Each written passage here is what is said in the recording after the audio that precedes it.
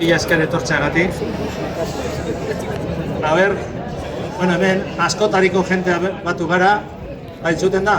Ez dakit. Entzuten da txetik? Estela, etorri pizka bat aurrerago. Bueno, hemen jente diferentea batu gara, instituzioetako ordezkariak, enpresetakoak, ikastetxetakoak, unibertsitatetakoak, beste euskaltegietakoak, eta gure euskaltegiko hainbat langile etorri da. Vale, orduan, mila esker guztioi. Guk, datorren ikasturtean 50 urte beteko dugu. Bai, gure euskaltegia 50 urte beteko ditu. Hemen Bilbon sortu zen, justo 1975. Bai, eta iruditu zaigu, aukera ederra zala holako koktel bat egitea, ospakizun horretarako.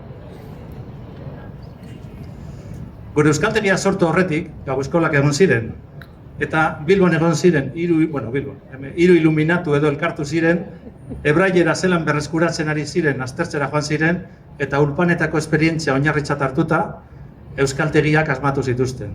Eta orduan, gure euskaltegia sortu zuten, eta izan zen, nolabait esan da, lehenengo euskaltegi maila profesionalean sortzen mundu honetan.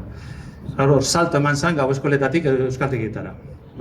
Izena, Jose Pablo Ulibarriren omenez hartu zen, berak euskaren alde, 18. mendeko gizona da, eta berak euskaren alde egin zuen lana eskertuz.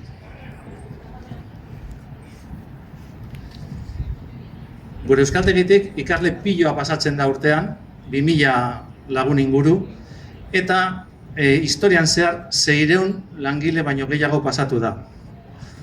Horietako batzuk, proiektu desberdikin batzuetara joan dira, beste batzuk zoritxarrez betiko joan dira, beste batzuk hemen zaudete, eta oraindik ere jarraitzeko asmoa badaukagu.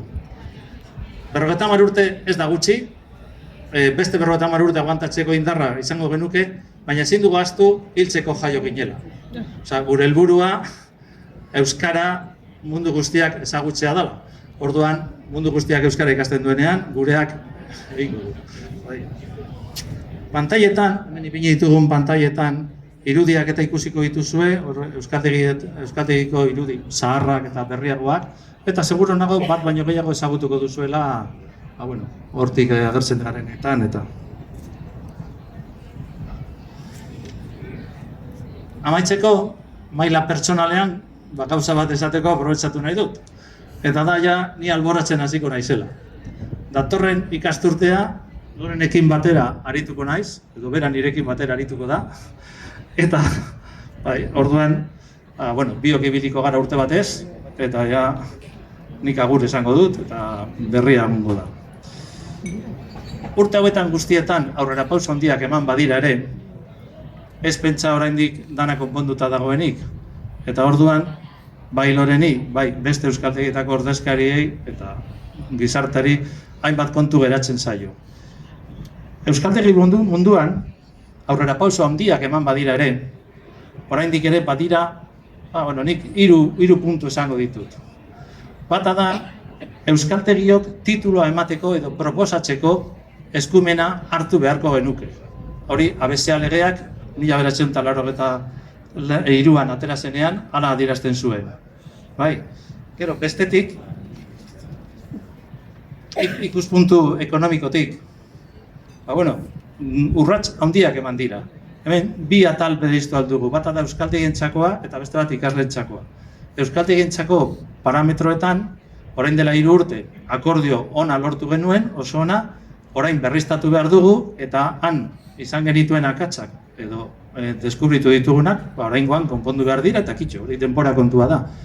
Eta bestetik, ikasleentzako urratsak, ikasleentzako dirulaguntzetan urratsa handiak eman dira, adibidez, pasan urtean, 16-18 urteko entzat, C bat, doain, 20 eurotan jarri izan, eta berehala ikusi izan, 2005 ikasle izatetik 5.000 pasatu ginela euskaltegi guztiotan. Aurton, A bat jarri da 60 zentimotan, eta euskaltegiotan, nik beste arduradunekin eta hitz egin da, nabaritzen da, jenteak interesa edo azaltzen duela. Orduan, holako bidearekin jarraitu behar da. Astelehenean, legebiltzarrean gure sailburuak esan zuen, horrekin jarraitzeko asmoa dagoela. Oso ondo, jarraitu dezagun, baina gelditu gabe. Eta gero, hirugarren puntua litzateke euskaltegietako langilentzako aitortza soziala. Hau da, euskaltegi batean lan egiten duen jendeak, lan egiten duela entzuten dugunean, pentsatzen du, hori kaka hutsa da.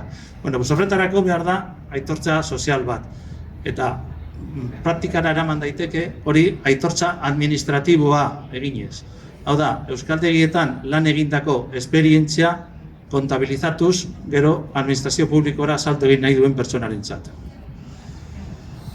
Eta Bilbo mailan, Bilbon gauden, ez da euskaltegia Bilbokoa den, ez da egia esan da Bilbo esaten dut adibide moduan, baina soluzioa Bilbo handian izan beharko litzateke.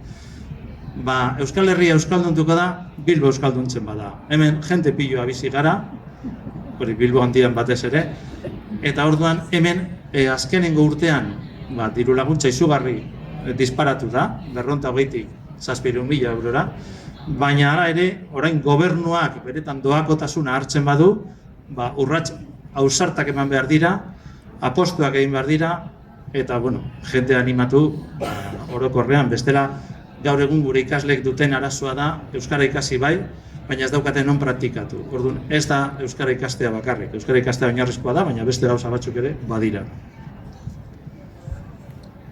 Eta, mila esker etorri zaretelako, hau izan da egingo ditugun ospakizenetako lehena, gero beste maila batzuetan egingo ditugu, orduan, orain koktela daukazue, beraz disfrutatu, eta adi egon, 8:00 botako gaituzte, aprobetxa ezazue.